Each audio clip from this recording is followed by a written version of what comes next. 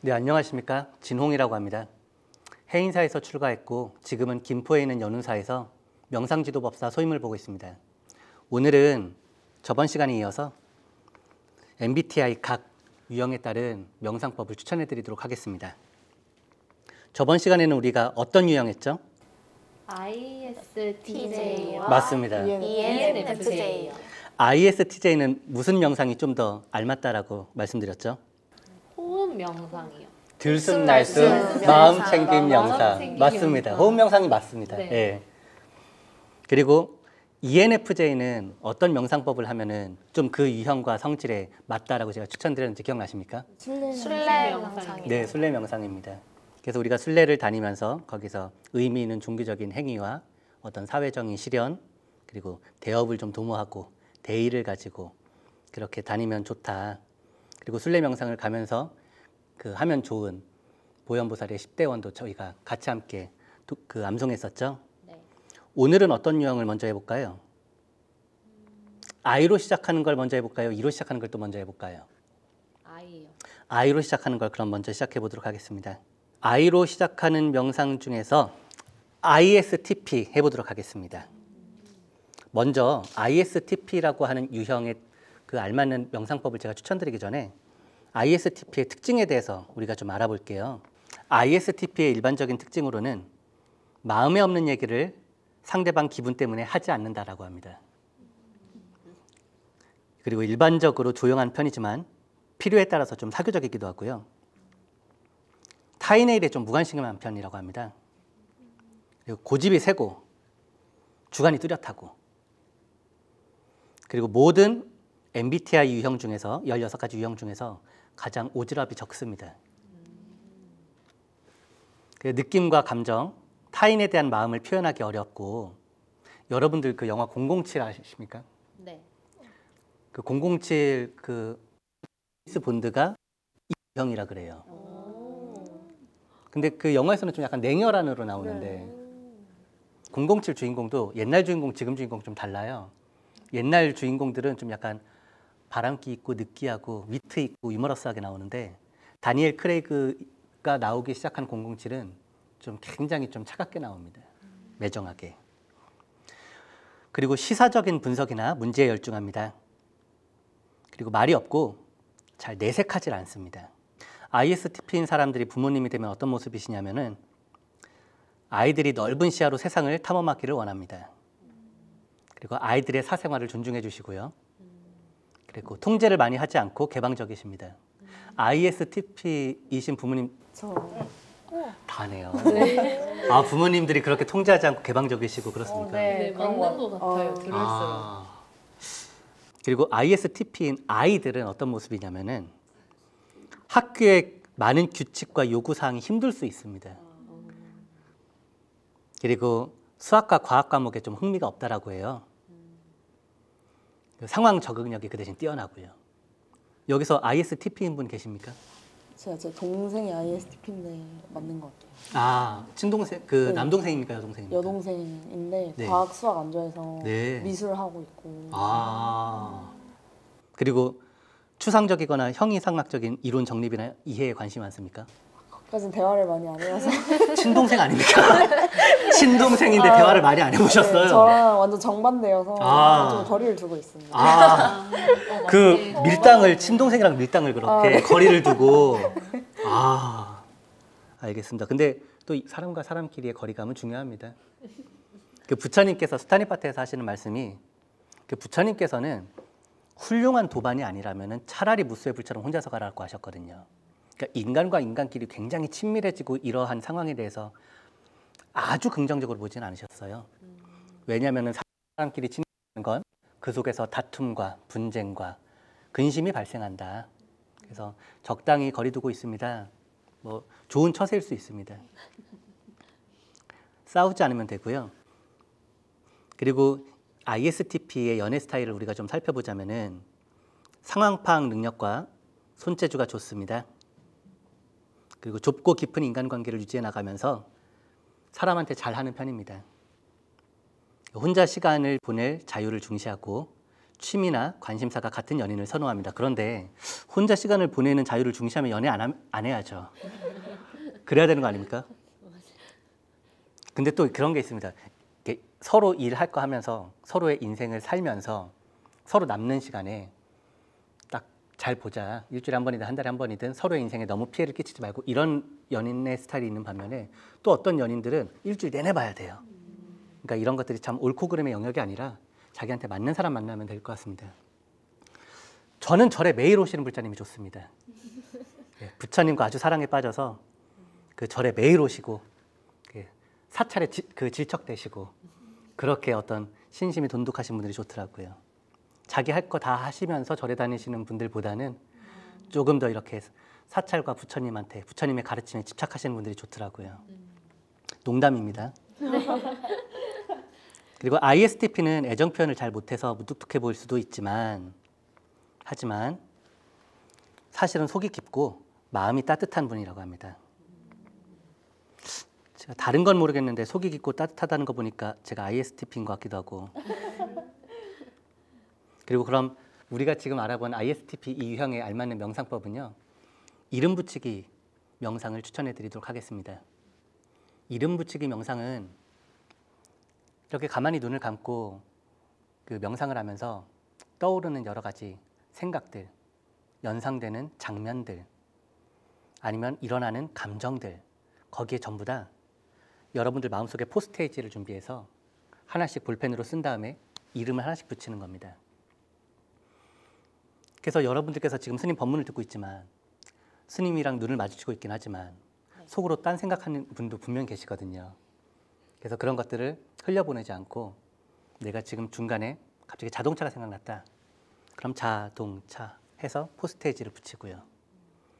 근데 내가 지금 옛날에 좀 했었던 옛 남자친구한테 모질게 말했었던 후회의 감정이 올라온다. 그럼 막 후회하고 그러지 말고 후회하고 그 감정에다 이름을 딱 붙입니다. 그래서 감정이 여러 개가 올라온다면은 포스트잇가 더 많이 필요하겠죠. 그래서 여러 개를 계속 붙입니다. 그래서 지금 한번 실습 한번 해보도록 할까요? 여러분들께서는 그 의자에 앉은 상태이시니까 그 엉덩이를 최대한 등받이에 붙이시고요.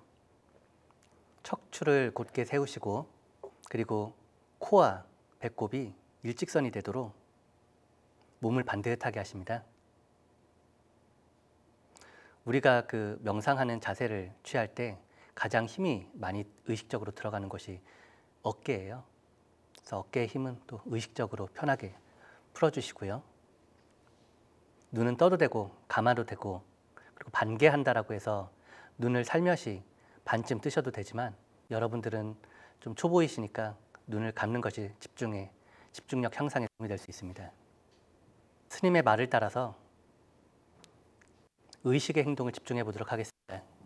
의식을 가득 메운 생각, 그리고 감각, 감정에 마음속으로 이름표를 붙입니다. 옛날 일이 기억난다면 기억, 그리고 뜬금없는 생각이 일어나면 생각, 어떤 소리가 들리면 소리 하고 이름표를 붙입니다. 내가 호흡을 하고 있다는 게 자각이 되면 들이마신다 하고 이름을 붙이고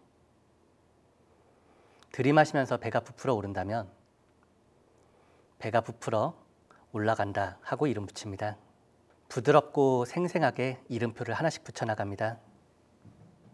마음속에 있는 포스트잇으로 형상과 관념에 하나씩 붙입니다. 마음속이 복잡해진다면 이름을 더 상세하고 더 많이 붙입니다. 예를 들어서 자동차가 생각나면은 자동차 하고 이름표를 붙였는데 자꾸 자동차 생각이 계속 나면은 바퀴, 백밀러, 타이어, 뒷문, 조수석 열심히 갖다 붙이면 됩니다. 그렇게 일어나는 생각과 감정대로 포스트잇, 마음의 이름표를 붙이다 보면 어느 순간에는 마음이 좀 고요해지기도 합니다. 그렇다면은 이름표를 조금 덜 붙이셔도 됩니다. 이름표를 계속 붙이다가 계속 사라지지 않는 생각과 관념이 있겠죠. 그럼 그 이름표는 그냥 놓아주고 휴식합니다.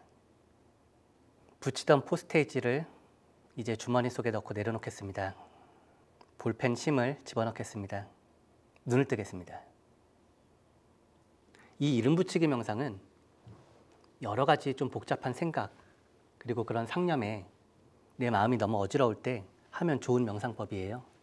이름 붙이기 명상의 그 원리는 대상은 명확하게 함으로써 소멸시킬 수가 있거든요. 그러니까 우리가 화내는 이유가 화라고 하는 감정에 함락당해서 그래요. 근데 화가 날 때 화가 난다 하고 그 대상을 뚜렷하게 보면은 화라고 하는 불분명한 어떤 그런 에너지의 감정원이 우리를 함락시키지 못하고 우리가 이미 화, 너는 화야 하고 이름을 붙인 순간 대상이 명확해지면서 그 에너지는 소멸하거든요. 그 원리를 작동시키는 게 이름 붙이기 명상이고요. 눈에 보이지 않는 적이 원래 더 두렵고 또 오래가고 무서운 법입니다. 그 대상이 확실하면은 사라짐도 빠릅니다. 그래서 방금 여러분들께서도 포스트잇을 붙이지 않았다라면은 순간적으로 떠올랐었던 그 관념과 상념들이 오래 지속이 되지만 포스트잇을 이렇게 이름을 붙이면 그 생각들이 어떻게 되죠? 다음으로 넘어가요. 다음으로 넘어갔습니까? 네. 네, 그렇게 됩니다. 금방 사라지게 돼요. 왜냐하면은 그 관념, 장면을 명확하게 드러냈기 때문에. 그러니까 우리가 몇 시간 동안 멍 때린 적 있으십니까? 다들 인생을 굉장히 의미 있게 사시네요. 그 몇 시간 동안 이렇게 멍 때린 적 있다라고 하는 어떤 학생이 있었는데 멍 때리는 동안 무슨 생각했냐고 했더니 아무 생각 안 했대요. 근데 뇌는 그렇지 않아요. 우리가 무슨 생각을 했는지 기억을 못할 뿐이지 그 몇 시간 동안 뇌는 팽팽히 돌아가고 있었거든요.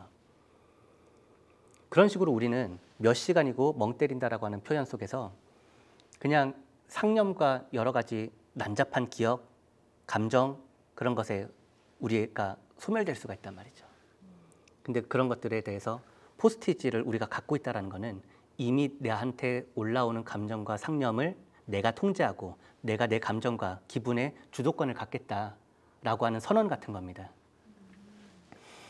그러면은 왜 ISTP는 이 이름 붙이기 명상과 배치를 시켰는가? 아무래도 좀 I는 내면의 에너지가 강하다 보니까 외부의 소리나 그런 것보다도 내부의 어떤 상념, 기분 이런 것이 올라오는 사람들한테 이 이름 붙이기 명상이 잘 맞을 것 같았고요. 그러니까 I라는 성향이 있어야 되는 겁니다. MBTI에서. 그리고 즉각적으로 올라오는 감정과 생각에 포스트잇을 붙이려면은 S와 N 중에서 어떤 그 에너지가 좀 필요할까요? 직관적인 S겠죠. 네. 조금 더 직관적인 성향을 갖고 있는 S라는 성질을 갖고 있는 분들이 이 이름 붙이기 명상을 하는 데 있어서 더 유리하고요. 그리고 좀 논리적인 그런 에너지가 강한 T의 성질을 갖고 있어야만 공감적인 능력이 더 발달한 F적인 특성을 갖고 있는 분들보다는 이름 붙이기 명상이 좀 더 알맞는 겁니다. 그리고 중간중간에 내가 어떤 생각이 날 것이다, 어떤 기분이 들 것이다 이런 것들이 계획되어 있는 상태에서 올라오던가요? 아니죠. 즉각적으로 감정이 올라오죠. 즉각적으로 내가 약속되지 않은 생각들이 막 지나가죠. 그래서 우리는 열심히 포스트잇을 붙여야 되는 거죠. 그러니까 이 명상은 J라고 하는 계획성 있는 성질보다는 P라고 하는 임기응변이 강한 그 성질을 갖고 있는 분들이 이 명상법을 하시면은 본인의 어떤 MBTI 유형에 도움이 될 겁니다. 하나 더 알아보도록 하겠습니다. I로 시작하는 유형을 하나 알아봤으니까 이번에도 다시 또 E로 시작하는 그런 유형을 하나 선별해서 맞춤 명상법을 추천해 드리도록 하겠습니다. 여기 ENFP 계신가요? 네. 한 분만 계시나요? 그러면은 당사자 앞에서 그 당사자의 성격이 어떨 것이다라고 예측하는 건 너무 부끄러운 일이긴 하지만 괜찮습니다. 아 괜찮습니까? 네. 알겠습니다. 그러면은 ENFP가 어떤 유형인지 먼저 살펴보고 그 유형에 맞는 그 명상법을 추천해드리도록 하겠습니다. ENFP는 솔직해서 감정의 얼굴이 그대로 드러난다 그래요. 근데 제가 지금 표정 봐도 무슨 감정인지 모르겠는데. 지금 재밌어하는 표정입니다. 아 재밌을 때가 이 표정이면 네. 재미없을 때는 얼마나 우거지잖아요. 네, 좀 좋고 나쁨이 네. 얼굴에 보여요. 아 참고하겠습니다. 네. 이 표정이 이제 재밌고 행복한 네. 표정이라 알겠습니다.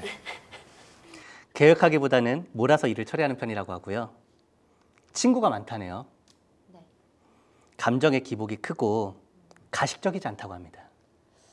네. 위기 대처 능력이 뛰어나고요. 내면의 열정이 많다고 합니다.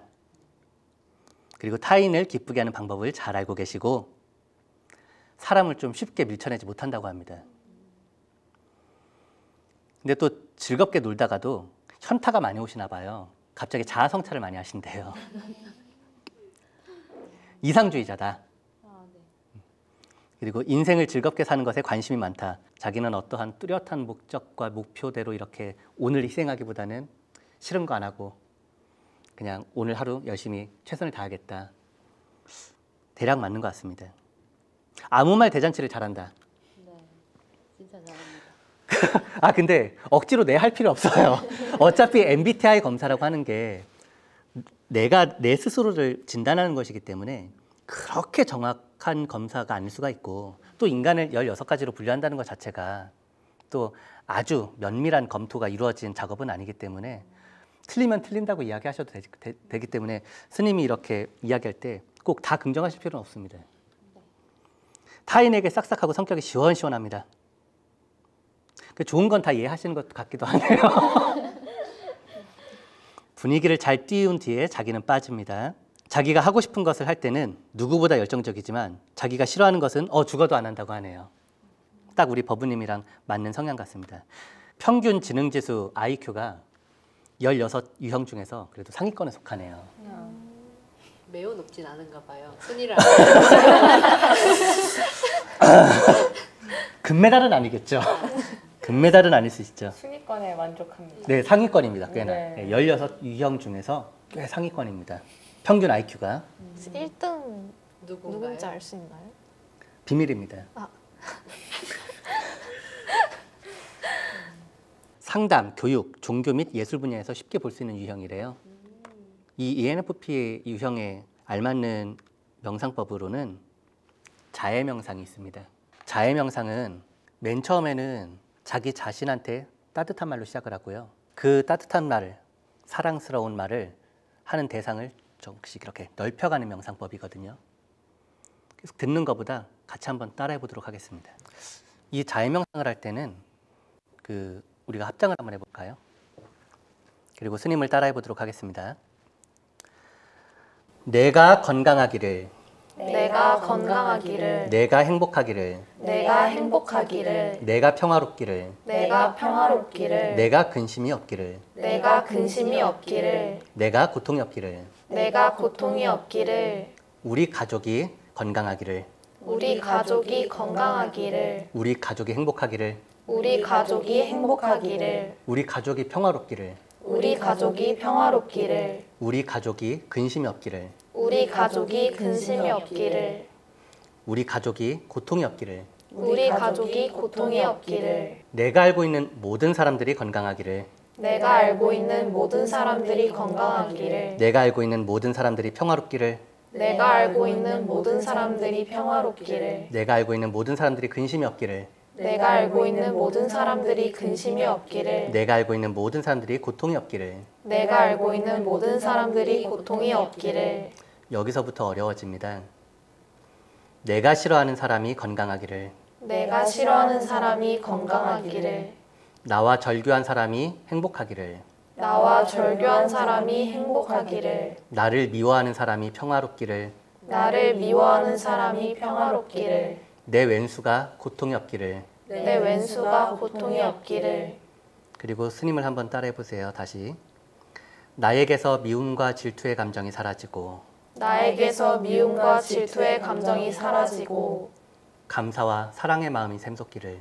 감사와 사랑의 마음이 샘솟기를 나에게서 허전함과 외로움의 감정이 사라지고 나에게서 허전함과 외로움의 감정이 사라지고 충만한 기쁨이 샘솟기를. 충만한 기쁨이 샘솟기를 나에게서 불안과 공포의 감정이 사라지고 나에게서 불안과 공포의 감정이 사라지고 호수와 같은 평온함이 깃들기를.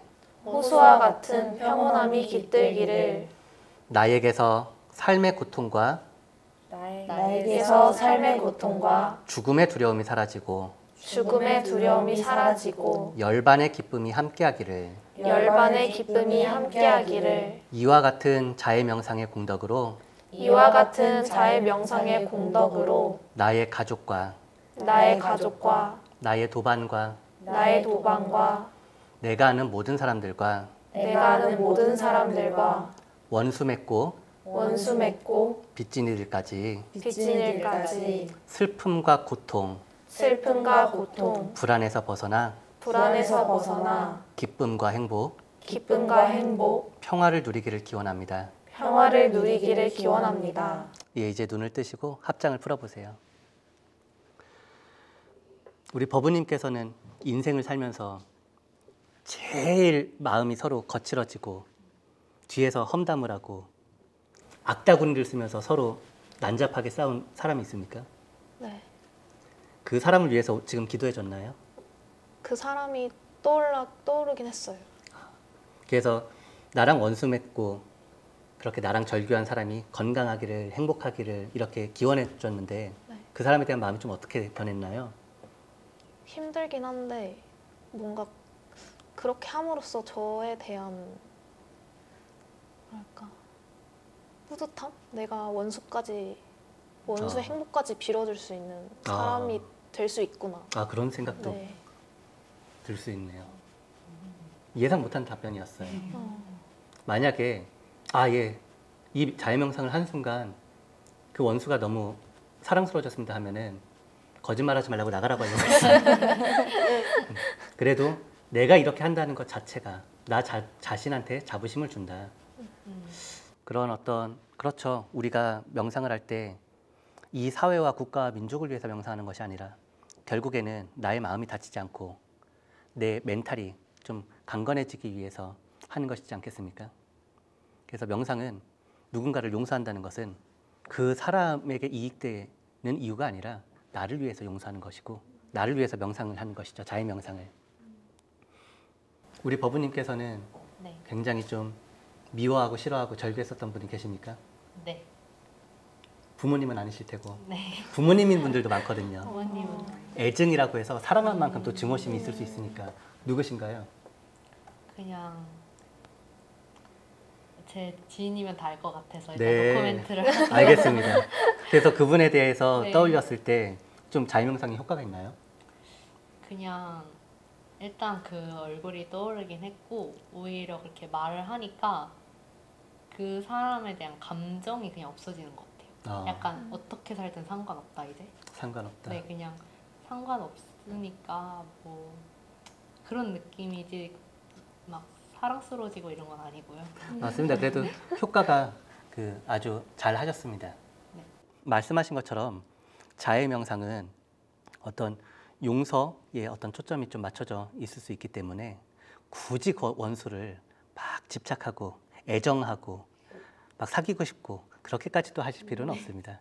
다만 나의 고통의 감정이 조금 편안해졌다면은 그것만으로도 자해 명상의 그 공덕이 수승한 맞아요. 것이라고 생각합니다. 제가 생각보다 그렇게까지 미워하지 않는 걸 수도 있겠구나를 깨달았어요. 아, 그냥 감정이 없어지니까 아, 네, 그냥 지나가는 사람 중 하나였겠구나 이런 생각이 들었습니다. 우리가 생각해 본다면은요, 우리가 왜 그 사람을 미워하는가 떠올려 본다면, 우리 어머니를 능지처참하고, 우리 아버지를 죽이고, 어떤 가문의 원수라서 미워하는 건가요? 그러니까 이 시대가 그러한 여러 가지 일들과는 좀 거리가 멀죠. 그냥 나랑 좀 안 맞거나, 좀 서로 오해가 있거나, 그렇다라고 해서 어떠한 사람에 대한 어떤 불신과 그 감정에 골이 깊어진다는 여러 가지 그런 상태를 무시하는 건 아니지만 깊게 생각해 보면은 의외로 너무나도 거창하지 않은 이유 때문에, 사사로운 이유 때문에 우리의 감정 소모가 큰 일일 수 있어요.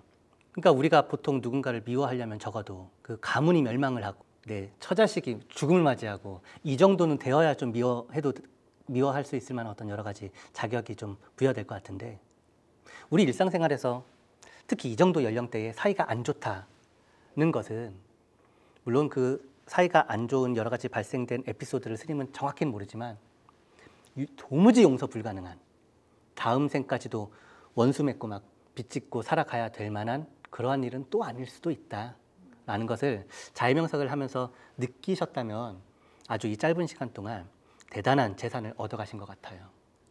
박수. 이제 오늘은 이렇게 두 가지 유형을 알아보고 그 유형에 알맞는 명상법을 알아봤습니다. 질문 있으십니까? 저 하나 있는데요. 네. 잠깐 질문을 가보도록 하겠습니다. 네. 1화에서도 그렇고 오늘도 그렇는데 스님이 말씀하신 명상법이 MBTI 16가지 이렇게 조합하셔서 말씀해 주신 거잖아요. 네. 근데 그거의 접목성이 얼만큼 있는지 좀 궁금해서요. 그러니까 16가지 유형이 있는데 네. 이 유형에 따라서 명상법을 스님이 하나씩 추천해주고 있는데 네. 여기에 대한 정확성과 타당성에 대해서 여쭤보시는 거죠? 네. 네. 그래서 저는 또 명상법뿐만이 아니라 MBTI 각 그 16가지 유형에 따라서 기도법도 다 있고요. 그리고 사실은 제가 저번 시간에 순례 명상에 대해서 얘기했지만 순례 코스도 다 있습니다. 단순히 한 유형에 따라서 순례 명상 이렇게 그 배치시켜 놓지 않았고, 어떤 유형은 어떤 순례 코스, 어떤 유형은 어떤 순례 코스, 이렇게 지금 다 설계가 되어 있거든요. 그런데 각 MBTI 유형에 따라서 제가 MBTI라고 하는 검사의 속성을 잘 스스로 이해했다라고 생각하기 때문에 거기에 맞는 명상법을 잘 배치시켜 놨다라고 스스로 자부하지만 이 검사 자체가 갖고 있는 정확하지 않음이 좀 있습니다. 그러니까 그 내가 예를 들어서 ISTP다. 그럼 ISTP에 맞는 명상법을 잘 배치시켜 놨다라고 스스로 생각은 하지만 ISTP다 그 사람이, 이거는 좀 부정확한 거죠. 인간은 매우 좀 복잡다단한 그 동물이기 때문에 그 인간을 어떻게 좀 16가지 속성으로 나눈다라고 하는 것 자체가 한 사람이 타인을 알고 싶은 어떤 욕망의 발로로 인해서 이 MBTI가 유통되는 것이, 이게 정확해서 유통되는 것은 전 아니다라고 생각하거든요. 그 옛날에도 각 시대에 따라서 스님한테 그 질문하시는 분들 중에서 옛날 노보살님들은 스님의 출신 지역, 고향을 그렇게 여쭤보셨어요. 왜 고향을 그렇게 여쭤보셨을까 생각을 해본다면은 그 시대를 살았던 분들은 경상도 사람들은 성격이 어떻다, 전라도 사람들은 성격이 어떻다, 어떠한 해당 지역에서 나고 자란 사람들은 성격이 어떻게 형성되어 있다라고 하는 관념이 강한 분들이시거든요. 그리고 그 다음 세대, 지금 중장년이 되신 분들은 여러분들 나이대에 혈액형을 그렇게 물어봤어요. 그래서 그때 당시에 B형 남자라고 하는 영화도 그렇게 개봉을 하고 B형 남자라고 하는 뭐 노래도 있고 혈액형에 따른 어떤 여러 가지 그 이야기들이 사회에서 유통이 되고 소비가 됐었거든요. 그럼 그 혈액형이 정확하냐? 그렇지는 않고 이러한 모든 해당 사람들의 그 타인의 고향을 물어본다든지 아니면 혈액형을 물어본다든지 아니면 지금처럼 MBTI를 물어본다든지 이런 것들은 여러 가지 그 사람의 어떤 정확성, 적합성을 떠나서 인간을 알고 싶어하는 어떤 사람의 욕망? 그럼 왜 인간을 알고 싶은가? 인생은 정수만 있는 게 아니라 변수도 있거든요. 근데 그 변수가 물론 벼락이 쳐서 뭐 죽을 수도 있고 자연재해, 천재지변으로 여러 가지 어려움을 맞이할 수도 있지만 인생을 살아보면 많은 어떤 자연재해들보다도 사람한테서 고통이 많이 와요. 그러니까 인생의 변수를 만드는 게 언제 칠지 모르는 벼락일 수도 있는데, 번개일 수도 있는데, 학교에서 만난 동아리 선배, 아니면 직장에서 만난 사수, 뭐 때로는 결혼 상대, 아니면 옆집 아주머니, 이렇게 인생을 살아가면서 내가 계산하지 못했던 나의 마음을 어지럽게 하고 나를 고통 속에 빠져들게 하는 것은 자연재해보다도 인간에서 나온다.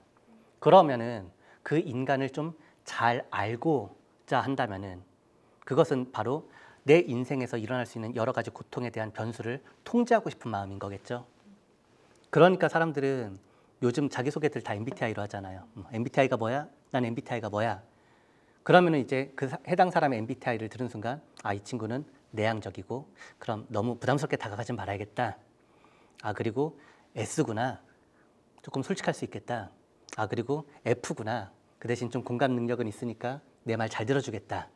그리고 J니까 이 친구랑 약속을 잡을 때는 그날 바로 잡지 말고 일주일 전부터 좀 한 달 전부터 미리미리 언제 만나자고 약속을 잡아야지. 이렇게 그 사람을 대하는 데 있어서 그 어려움이 없을 수가 있는 거죠. 좀 통제할 수가 있는 거죠. 그래서 이 MBTI라고 하는 그 검사지가 얼만큼 정확하냐 정확하지 않느냐 여기에 따른 좀 문제는 있을 거라고 보고요. 하지만 어쨌든 옳건 그르건 정확하건 정확하지 않건 지금 이 사회에서 많은 사람들한테 이야기되어 있고 소비되고 있고 유통되어 있기 때문에 항상 불교적인 어떤 가르침은 그 사회의 주된 논리에서 그 위에서 이야기되는 것이 조금 더 범용성이 좋거든요. 부처님께서도 마찬가지세요. 부처님께서도 항상 어떤 진리를 설파하실 때 그 해당 시기의 사람들이 많이 알고 있는 관념과 그런 상식 그 위에 법문을 하셨어요. 그렇기 때문에 그 MBTI에 따른 그 검사, 그 MBTI 각 유형에 따른 명상법을 배치시켜 놓게 되었습니다. 또 질문 있으십니까? 아, 저 하나 질문 드리고 싶은 게 있는데 네. 순례 명상이나 이름 붙이기 명상이나 정말 뭔가 획기적이면서도 네. 특이하면서도 네. 좀 빠져드는 그런 각각의 명상들이 있었는데 네. 이렇게 MBTI랑 명상을 어떻게 접목을 하게 되셨는지 어떤 취지에서 이거를 개발하게 되셨는지 네, 그게 궁금합니다.